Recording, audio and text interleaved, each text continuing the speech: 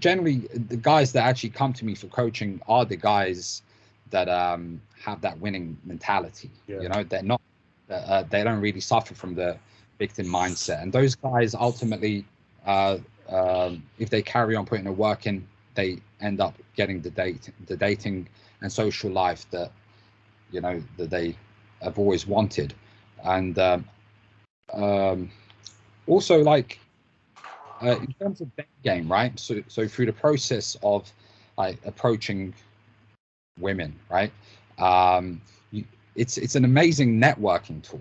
It's amazing for that. Like, I do music, so like, for example, like I've it just made me more social in general. So I will, if I'm out, say like Friday night, if I'm out on a Friday night, you know, I'll start conversations with girls. I'll start conversations with guys. You know, like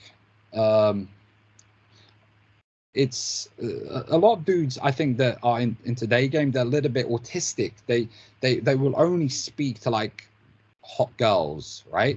And they're missing a major trick here, because if you're out, right, just like be social, like speak to everyone, because in a process you're just keeping your mouth warm, like you're keeping the vibe up, you're keeping your conversational skills sharp, and in process you're going to meet some really cool guys, like dudes that might end up becoming really good friends or business buddies. You know, just last night I was out with my friends and my girl. We were in Soho, and I ended up meeting two really cool guys. We met some girls as well, but we met two really cool guys that that I'll be working with. So sometimes a bit of advice: say if you approach a girl and I don't know, it turns out that she's married, she's whatever, she's got a boyfriend, right? She's not available. If she's really cool, right? You can just say, listen, cool, I understand you've got a boyfriend, but I really like your vibe. Let's stay in touch. I like to stay in touch with cool people. Next time I'm doing a meetup or a little get together, you're welcome to come, you know, with your boyfriend, right? I've done that, and it's actually led me to meeting some really cool people. So recently approached a girl. She had a boyfriend. We stayed in touch. She did a bit of music. She's a singer. So we met up. We did 2 songs together. We kept it completely platonic. And in process, she introduced me to another musician, who then introduced me to another musician. You know, we become really good friends and collaborators. It's all a win-win. So that's the beautiful thing about Daygame, that it's not just for like dating. You can use it for networking. Like the last thing I'll say on this topic is Richard, he approached this Asian woman on the Piccadilly line, right?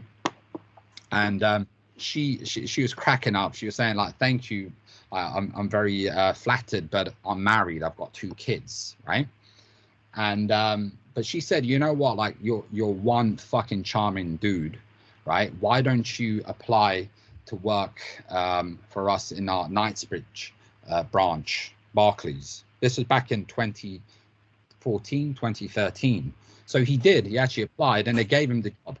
So he was he worked in Barclays right next to Harrods for a short while, you know, and he got that job just because he did an approach on the Piccadilly line. Yeah, that's amazing. That's actually incredible. And that's the thing, like with this stuff, you know, as you say, it's, you know, a lot of guys look at this stuff as like, this is what I need to do to get laid, or this is what I need to do to you know, improve my dating life. But it just goes beyond that, doesn't it? And sometimes you know, you'll get those interactions where, you know, okay, she's not available for one reason or another, but you just get on really well and you can just sense a really good vibe, and you know, you can just become friends. And like, if you, like you mentioned, you know, you met a couple of cool dudes that time, that in many ways is like, in some ways that's more valuable actually than actually, you know, being able to date a girl who may or may not just be, you know, temporary. If you can like meet a friend and that becomes a friend for life, that's just incredible, and that's in many ways more valuable than anything.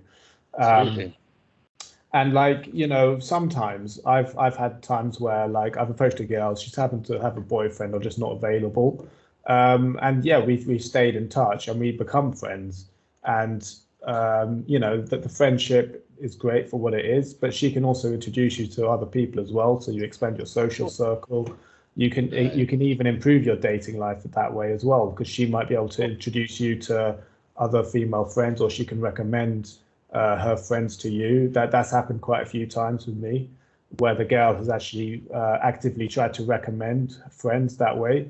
And that's even better because that's obviously a warm approach. So, you know, it's always going to be a lot better when it's a warm approach. So yeah, it's limitless. It's actually limitless. Not to mention like the skills that you develop through Daygame, through cold approach, being more charming, being more charismatic, just improving your social skills, your confidence, etc., etc. Like that stuff trickles over into lots of other areas in your social life in general, your work life, business. Like if you're an entrepreneur, like one of the best things you can do to improve your social skills, to improve your people skills, to improve your sales skills is doing Daygame, because you understand people, you'll be able to read people better, you'll be able to kind of, you know, finding that right balance between being persuasive but not overly persistent, you know, lots of things just like that, where it's just like, you know, you just develop so much from a social perspective. Massive. I always tell guys as well, like, you know, if you're trying to improve your confidence, like the best thing you can do in life, if it's just purely about improving your confidence, is doing Daygame or doing public speaking. I genuinely believe there's nothing else that beats doing those two things. Because you acquire so many skills, like accepting rejection. Like recently I coached a guy in his 50s. He's been in sales for maybe like, I don't know, 15 or 20 years. He's like a really well-paid sales guy. He works in the pharmaceutical industry. But yeah, I met up with him and I did a session with him, and he's definitely one of the best guys I've ever, you know, witnessed, you know, day gaming. He had minor flaws, but his game was so good. And then it made sense because he had done sales for so long. It works both ways. If you've done a lot of sales, then you'll find day games easier, vice versa. And sales is a very useful skill set. So doing day game will make you a better salesperson for sure. Like so many positives to this. It's definitely the ultimate self-improvement kind of. It's a fast track to self-improvement, I think. There you go. Yeah, 100%. And yeah, even myself, like I used to work in sales, and like obviously there's a bit of a difference. So, sorry, I just wanted to say this point about sales. So, the best salespeople, right? They learn to disassociate rejection with self-esteem and self-worth. You know, it's like it's just part of sales. It's like it's not personal. You know, just part of the game. Just part of the game. You know. And it's obviously a very healthy way to kind of view things. And so essentially, like when guys get into day game, that's one of the first things they have to internalize to kind of disconnect the rejection and, you know, from taking it as identity meaning. So it's like, it's a rejection, bro. Like, she doesn't know you. Relax. Like, you know, it's it doesn't mean that you're worthless, you know. It's just part of the game.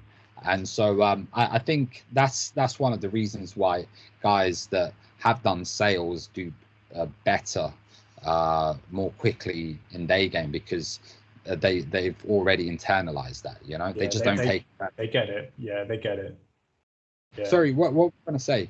Yeah, no, I was just going to say that, yeah, I worked in sales around about the same time that I was getting into day game.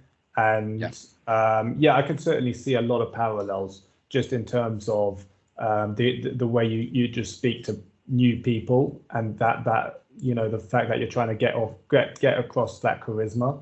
yeah, But also just getting personal with people quite quickly, because one of the things with day game to really get good at it is not being afraid to get personal with that person, despite not yeah, really knowing them very well. And that's yeah, one of the key kind of tenets of being charismatic. Um, but yeah, if you just adopt certain principles when you've worked in sales, you understand about, like you just said, you understand about rejection, you understand about the numbers game, you understand how to read people better, you understand when they're showing kind of indicators of interest and when to capitalize on that, and yeah, when to back away, when to kind of save yourself time and just leave it, kind of thing. So there's all these kind of parallels, which is really kind of interesting. Obviously, when you're working, doing something, corporate, obviously the main driver, if you like, is going to be transactional. It's going to be kind of monetary based. It's going to be very logical. Whereas obviously the main difference in doing something like day game is going to be a lot more emotional. You're dealing with emotions. You're dealing with human connection, which is, it's not quite as tangible, and it's something that you just need like experience with to get to a decent level with. Um, Whereas kind of in corporate sales, a lot of the determining factor does come down to kind of logical reasoning, and oftentimes, dealing with things like prices and money and that kind of thing. So that's kind yeah. of like the main difference, but there's so many parallels. Cheers for watching. If you'd be interested in one-to-one coaching with me where we'll go out in public and work on your approaching girls, or more generally with your social confidence, please visit my website ed-game.com.